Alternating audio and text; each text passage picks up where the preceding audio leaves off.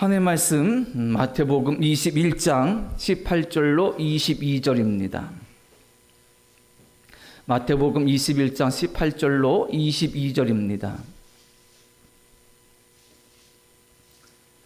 봉독합니다. 이른 아침에 성으로 들어오실 때에 시장하신지라 길가에서 한 무화과 나무를 보시고 그리로 가사 잎사귀 밖에 아무것도 찾지 못하시고 나무에게 이르시되 이제부터 영원토록 내가 열매를 맺지 못하리라 하시니 무화과 나무가 곧 마른지라. 제자들이 보고 이상히 여겨 이르되 무화과 나무가 어찌하여 곧 말랐나이까. 예수께서 대답하시되 내가 진실로 너에게 이르노니 만일 너희가 믿음이 있고 의심하지 아니하면 이 무화과 나무에게 된 이런 일만 할 뿐 아니라 이 산도로 들려 바다에 던져지라 하여도 될 것이요 너희가 기도할 때에 무엇이든지 믿고 구하는 것은 다 받으리라 하시니라. 아멘. 자, 겟세마네 기도회의 22번째 시간이고요. 그리고 마태복음 중심으로 예수님의 기적을 살펴보는 말씀은 오늘로 21번째 시간입니다. 앞으로 마태복음에서 보는 예수님의 기적은 한두 번 정도 좀 더 있을 것 같습니다. 자, 오늘 예수님의 기적 21번째 어떤 기적이냐 하면 무화과 나무가 마르다라는 것입니다. 우리가 읽은 것처럼 예수께서 이 무화과 나무를 책망하시자 그 나무가 즉시로 말라버렸습니다. 이때는 언제냐 하면 예수님께서 십자가에 고난받으신 사명을 위하여서 예루살렘 성에 입성하시죠. 그때가 6월절이었고요.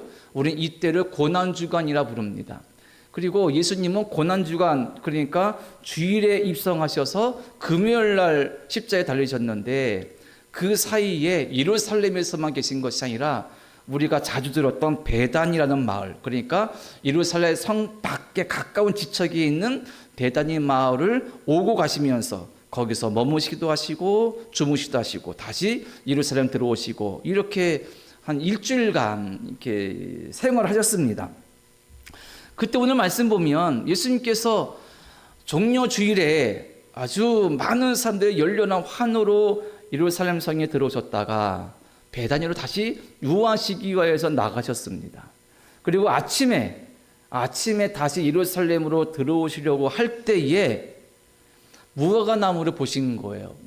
우리나라에서는 무화과 나무를 흔히 볼 수는 없지 않습니까? 그리고 저는 개인적으로 무화과 나무의 모양은 알지만 정보는 모릅니다.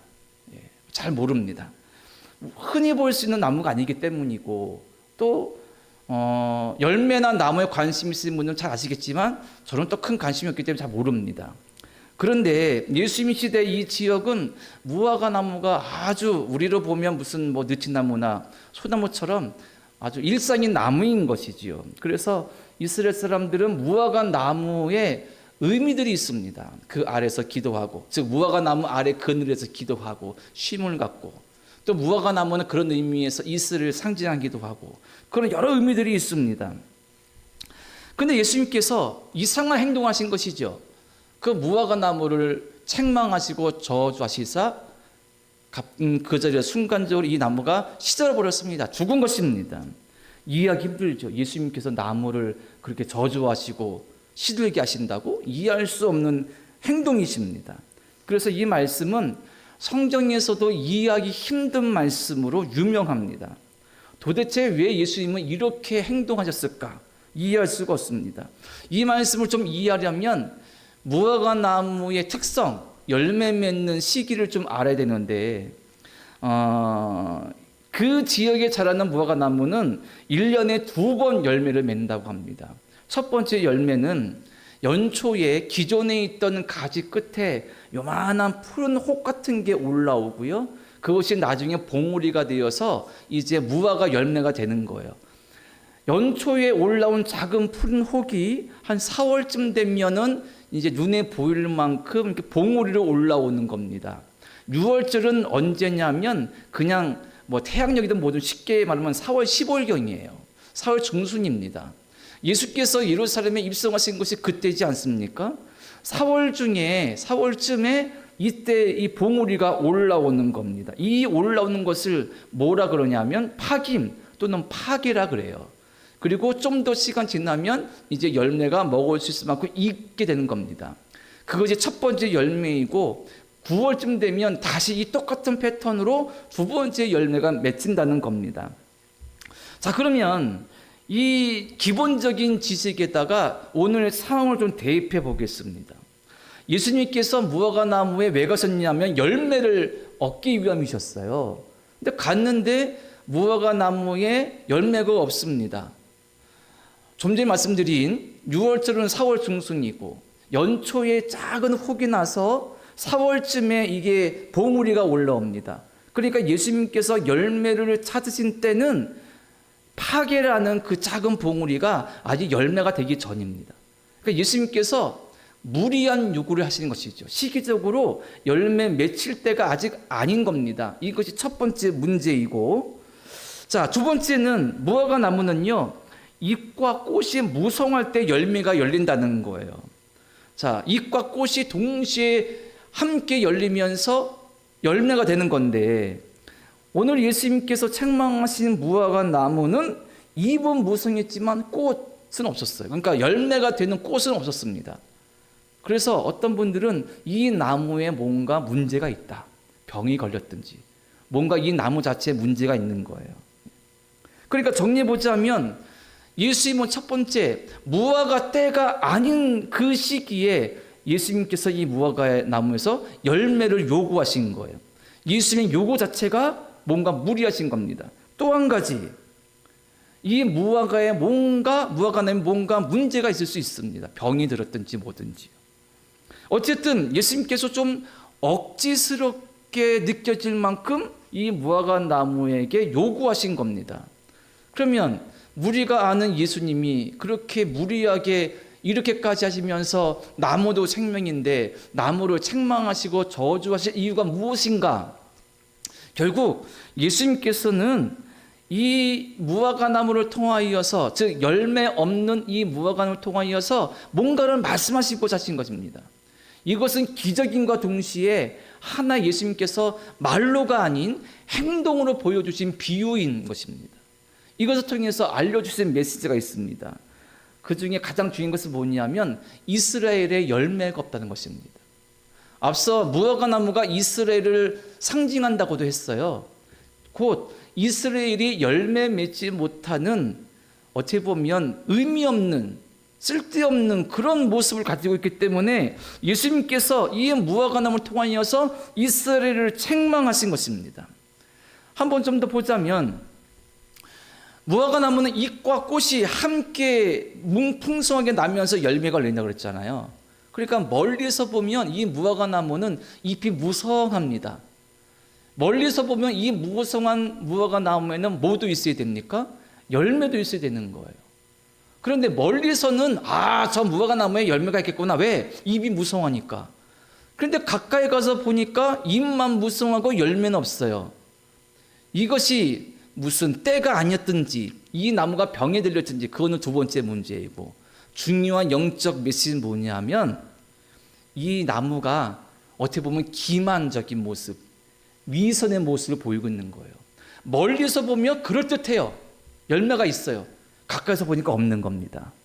이게 누구의 영적 현실입니까? 이스라엘의 영적 현실인 겁니다. 겉으로 보기에는 이스라엘은 너무 멀쩡해요. 예수님이 6월절에 맞춰서 올라가셨는데 6월절에 어마어마한 인파들이 모여가지고 아주 그냥 막 예수님 전체가 날린 거예요. 축제예요. 성전에서 날마다 제물을 잡으면서 예배와 제사가 드려져요. 겉보기는 너무나 아름다운 하나님을 믿는 나라인 거예요. 그런데 가까이 가서 보니까 그 이스라엘 사람들에게 열매는 없는 겁니다. 겉모습만 헐나 그릇듯 뻔듯한 겁니다. 예수께서 이 안타까운 이스라엘의 영적 현실을 잎만 무성한 열매 없는 무화과 나무를 책망하시면서 보여주신 것이다 라는 것입니다. 그러면 자연적으로 열매가 없는 이스라엘을 책망하셨으니 예수님께서 요구하신 것은 뭐냐면 이 기적을 통해서 너희가 열매를 맺어야 된다라고 말씀하시고 있는 것입니다. 자, 그리고 이 열매를 맺는 것과 연관해서는 앞뒤 문맥을 함께 봐야 돼요. 앞에 보면 우리가 21장 18절부터 보지 않았습니까? 21장 1절에 보면 어떤 말씀이냐면 예수님께서 지금 예루살렘으로 들어가신 입성을 말씀하고 계세요. 21장 1절에 보면 그들이 예루살렘에 가까이 가서 감람산 벳바게에 이르렀을 때에 예수께서 제자를 보내시며 이렇게 하시면서 예수님께서 어린 나귀 새끼를 타시고 예루살렘 성에 입성하시는 것입니다. 많은 사람들이 열렬히 환호하죠. 그 다음 단락 21장의 12절에 보면 예수님께 어디 가셨습니까? 성전에 가셨어요. 성전에 가셔서 많은 순례객들에게 재물을 팔고 돈을 바꿔주는 그 장사꾼들을 다 뒤엎으시고 쫓아내었습니다. 속된 말로 하면 예루살렘 성전에서 난동을 피우신 거예요. 그리고 뭐라 말씀하셨습니까? 13절 보면 그들에게 이르시되 기록된 바 내 집은 기도하는 집이라 일컬음을 받으려 하였거늘 너희는 강도의 소굴을 만드는도다 하시니라. 화를 내시면서 저 멀리서 예루살렘에 유월절을 지키러 와서 성전이 원하는 돈으로 바꿔서 성전세를 내고자 하는 사람들, 그 사람들이 돈 바꾸는 사람들 상을 엎으시고 저 멀리서부터 내가 드릴 재물을 양을 끌고 올 수 없으니 비둘기를 가지고 올 수 없으니 성전 앞에서 재물을 사던 사람들, 그들에게 재물 받던 사람들을 다 기어보신 거예요. 난동을 부리신 것이죠. 이게 어떤 의미냐 하면 예수님은 평범한 사람들보다 성전에서 하나님의 성전을 장사하고 돈 바꾸고 시장터로 만들어버린 그 종교 지도자들, 그러니까 제사장, 사두개인, 바리새인 이런 사람들을 책망하신 것입니다. 이들은 돈을 바꾸잖아요. 예루살렘 성전에서 성전세를 1년에 내야 되는데 거기서 받는 화폐가 따로 있어요. 환전해야 돼요. 그러면 환전하는 사람들이 환전 수수료 받고 그것은 자기만 갖는 게 아니겠죠? 성전에 내겠죠. 더 많은 환전 수수료를 받겠죠. 재물을 팝니다. 저 멀리서 오는데 재물을 직접 끌고 올 수 없습니다. 양을 끌고 오다가 양이 다치기라도 하면 흠이 있으니 재물로 못 바치니까 와서 사는 거예요. 가난한 사람들은 와서 가장 싼 비둘기를 삽니다. 그런데 엄청나게 비싼 돈 받고 사는 거예요. 그러면 그 재물을 파는 사람들이 거기다가 성전에다 바칠 돈을 더 얹어가서 얼마나 비싸게 팔겠습니까? 그 모든 것들이 제사장들, 종교 지도자들의 입속에 챙기는 그런 쌈짓돈이 돼버리는 거예요. 하나님의 성전이라 겉은 멀쩡해 보이지만 속에는 열매가 없다. 온갖 죄와 악과 불의와 하나님 뜻에 맞지 않는 악만 가득한 것입니다. 그러니 예수님께서 이 무화과 나무를 저주하신 것을 통하여서 너희가 올바른 열매를 맺어야 된다. 이 유대인들은요, 자기들이 율법을 철저하게 지키고 제사를 철저하게 지키면서 정결례, 더러운 것 가까이 하지 아니하고 그런 것을 스스로 좋은 열매 맺는다고 착각한 거예요. 그런데 예수님 보시기에 그건 진짜 열매가 아닙니다. 진짜 하나님이 원하시는 열매가 아닌 거예요. 자기들만 그렇게 생각하는 것입니다. 그래서 예수님은 성전에 오셔서 다른 사람 보면 막 난동 부리는 것처럼 보일 정도로 상을 둘러보시고 재물들을 막 날려보내시고 막 그렇게 행동하신 거예요. 하나님께 영광 돌리며 올바른 열매로 영광 돌려야 되는 성전에서 가장 하나님 보시기에 악한 짓들이 일어나고 있는데 그것을 열매로 착각하고 있죠. 그래서 예수님께서는 이 예루살렘 성전을 폐하시고 스스로가 진정한 성전이 되신 것을 선포하셨고, 그리고 성령이 인지하는 한 모든 성도가 새로운 성전이라고 선포하신 것입니다. 이 말씀이, 이 내용이, 이 메시지가 오늘 말씀에 담겨져 있는 거예요. 그러면 열매를 맺어야 되는데 어떻게 열매를 맺을 수 있느냐? 예수 그리스도를 의지해야 된다는 것입니다. 우리가 열매 맺어야 됩니다. 그 열매가 어떤 것인지는 조금 이따 보자고요. 어떻게 열매 맺을 수 있을까? 방법. 예수님을 의지해야 됩니다. 왜 그러냐 하면 예수께서 열매 맺지 못하는 무화과 나무를 저주하셨습니다. 죽었습니다. 나무가 시들었어요. 한번 장면을 바꿔보세요. 구약 성경과 신약 성경에 예수님께서 십자가에 달리실 때 그것을 뭐라 말합니까? 예수님이 저주받으신 거예요. 구약 성경에 보면 나무에 달린 자마다 저주받은 자예요. 예수님께서 무화과 나무를 저주하신 이것은 당신께서 저주받으사 우리의 모든 죄를 대신 지시고 십자가에 죽으실 것을 상징적으로 보여줬다는 것입니다. 그러니 열매를 맺기 원한다면 우리를 위해 스스로 저주받으시고 죽으신 그분을 의지하지 않고서는 우리가 죄에서 해방될 수 없고 죽음에서 해방될 수 없어 열매 맺을 수 없다는 것입니다.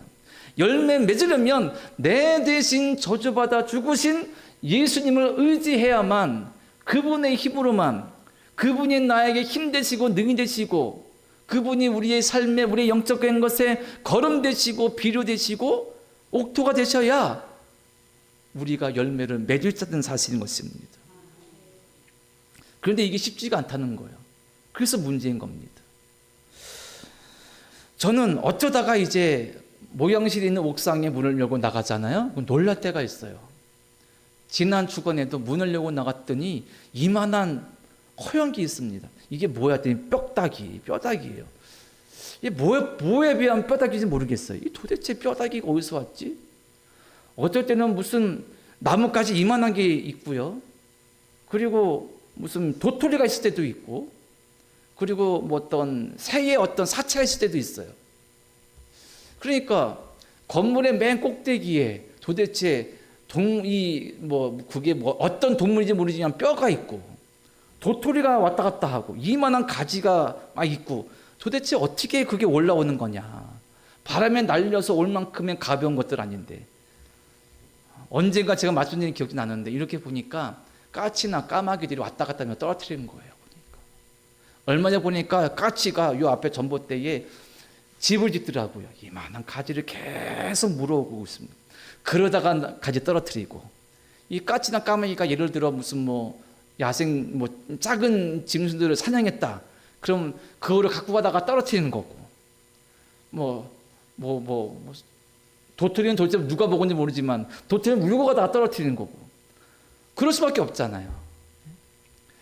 도무지 불가능해 보이는데 옥상에는 있어요. 참 희한하죠. 그래서 저 까치나 까마귀 녀석들이 그러는 거구나.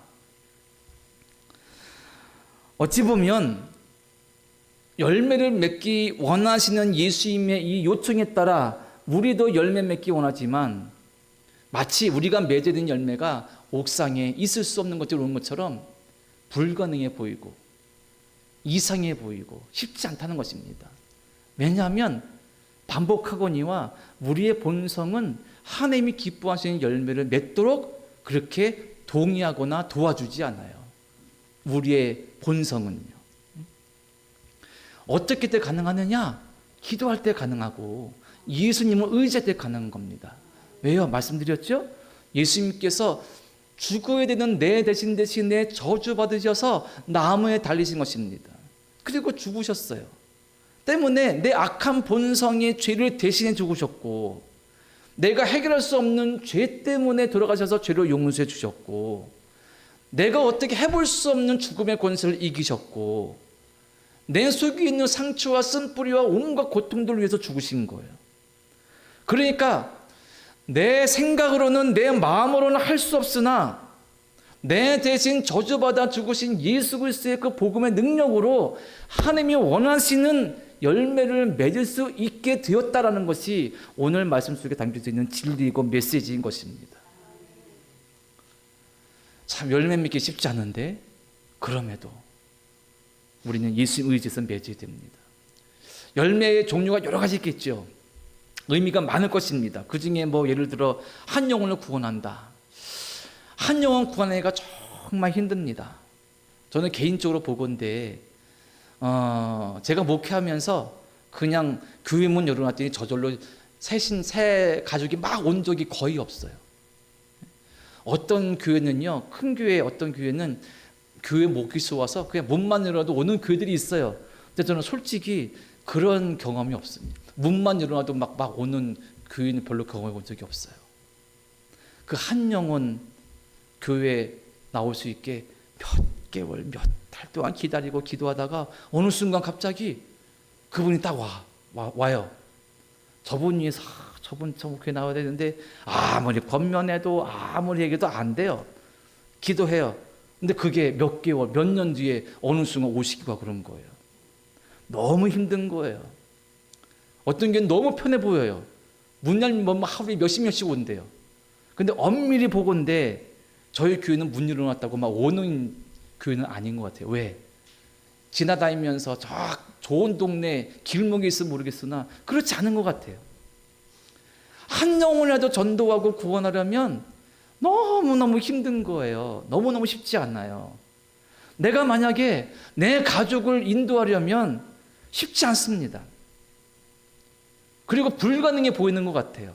마치 동물 뼈다귀가 옥상에 있는 것처럼 쉽지 않아요. 어떻게 됩니까? 예수님 의지에서 인내하며 기도할 수밖에 없는 거예요. 우리에게 그런 간절함이 있어야 되고 그런 간절한 기도가 있어야 됩니다. 그런 마음을 가져야 돼요. 하나님이 원하시는 열매 맺을 수 있도록.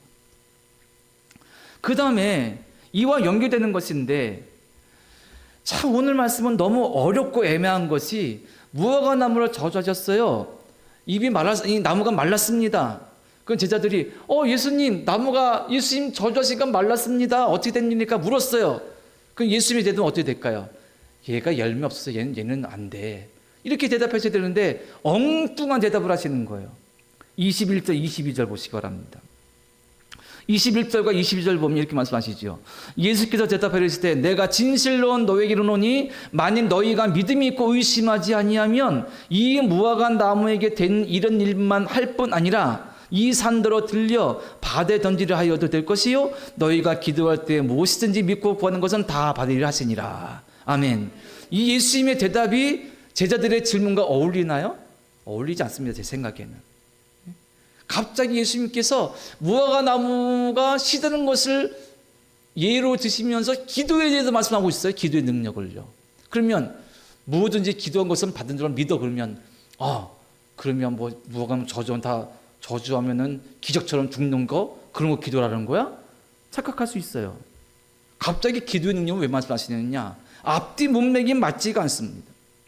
여기에는 해석도 어려운데 많은데 그리고 그 중에 유력한 해석은 한 예수님께서 어떤 기도의 능력을 이런 말씀을 통해서 가르치셨다는 것인데 일반적이지 않은 해석이 있습니다. 일반적이지 않은 해석. 한 가지를 제가 소개해드리면 예수님께서 21절 중반에 이렇게 말씀하셨습니다. 끝부분에 보면 이 산더러 들려 바다에 던져져라 하여도 될 것이요. 이 산더러. 갑자기 예수님께서 이 산을 말씀하십니다. 이 산더러 기도하여서 너 이 산 바다에 빠져 하면 바다에 산이 빠질 거란 얘기예요. 갑자기 산이 나오는 겁니다. 우리는 그런가 보다 했는데 일반적이지 않은 해석이지만 의미가 있어서 말씀을 드리면 아까 예수님께서 성전을 깨끗하게 하시려고 하셨잖아요. 그 성전이 있는 산을 뭐라 부르냐면 성전산 또는 시온산이라 부릅니다. 우리가 TV에 보면 예루살렘 성을 딱 보여줄 때에 황금으로 된 이슬람 사원이 딱 보여요. TV 가끔씩 예루살렘 나오면 성전산을 보여줄 때 이슬람 모스크인데 황금색으로 된 이슬람 모스크가 그 한가운데 있어요. 성전 한가운데. 그 자리가 솔로몬 성전이 있던 자리입니다. 거기가. 그래서 그 산을 뭐라 말하냐면 성전산 또는 시온산 부르는 거예요. 자, 예수님께서 말씀하신 이 산이 바다에 빠지라 하면 빠질 것이다. 예수께서 이 말씀하신 것은 성전이 있는 그 산, 겉보기에 무성에서 열매가 가득할 것 같은데 겉보기에는 정말 화려하고 멋지고 아름다워서 거기서 하나님께 예배드리고 영광 드릴 수 있는 정말 진짜 성전 같은데 가까이 가서 보니까 온갖 죄악들이 넘쳐나요. 거기서 돈 바꾸고 거기서 재물을 사고 팔고 재산들 자기 뱃속을 채우고 그리고 거기서 누굴 정죄하고 싸우고 그런 성전이 성전산 위에 있는 겁니다. 의미 있는 해석이 뭐냐 하면 예수께서 말씀한 이 산더러 들려 바다에 던져져라. 성전이 있는 겉만 그럴 때 보이는 그 성전이 있는 산 하나님께서 패하신다. 하나님이 책망하신다. 그 성전이 진짜 성전이냐? 인간의 백성만 채우는 성전이지 열매를 찾을 수 없는. 그래서 이 말씀을 심판의 메시지로 해석하기도 한다는 것입니다. 저는 이 해석에 상당한 의미가 있다고 생각합니다. 단지 예수님은 기도에는 능력이 있어, 이것만 말씀하신 것이 아니라 열매를 찾을 수 없는 이스라엘, 예루살렘, 한가운데 있는 예루살렘 성전, 홀만 먼뜻해 보이는데 가서 보면 하나님이 기뻐하시는 열매가 하나도 없는 그 성전, 하나님이 책망하신다, 심판하신다. 너희는 진정 하나님이 기뻐하시는 열매를 맺어야 된다. 무슨 힘으로? 예수님의 십자가의 죽으심과 부활의 능력으로. 이것을 위해서 기도하는 겁니다. 이것을 위해 너희가 기도해라. 하나님 원하시는 열매 맺기 위해서. 그것이 영혼을 살리는 열매든지 내 삶의 어떤 모습이든지 어떤 것이든지 믿음으로 기도해라. 하나님께서 함께 하시고 믿음으로 구한다면 다 받을 것이다 라고 예수께서 말씀하시고 있는 것입니다. 그러니 우리가 무엇해야 됩니까? 기도해야 됩니다. 예수님 의지해서 겉모습만 헐만 그럴듯한 존재가 아니라 진정한 열매 맺기 위해서 기도해야 되는 줄로 믿습니다. 오늘 함께 기도하기 원합니다. 나눈 것처럼 기도 제목을 드리겠습니다. 헐만 가득한 자가 아닌 진정한 믿음의 사람 되게 하소서. 기도하시기 바랍니다. 주님, 겉보기에 무화과 나무처럼 잎만 있는 그 나무처럼 겉보기만 멀쩡한 것이 아니라 진짜 하나님께서 원하시는 열매 맺는 성도 되게 하소서. 그 열매가 무엇인지 생명을 살리도록, 내 가정을 살리도록, 이웃을 살릴 수 있도록 좀 도와주소서. 기도로 그것을 누리게 하시고 얻게 하소서. 기도하시기 바랍니다. 그리고 하나님을 기쁘시게 하는 교회에 가정되게 하소서. 성도되어서 기도하시고 원하고 바라고 기도를 하는 하나님 뜻 살아서 기도함으로 말미암아 이 시간 응답을 체험하고 마음의 확신을 누리는 복된 시간 되시기를 간절히 바랍니다.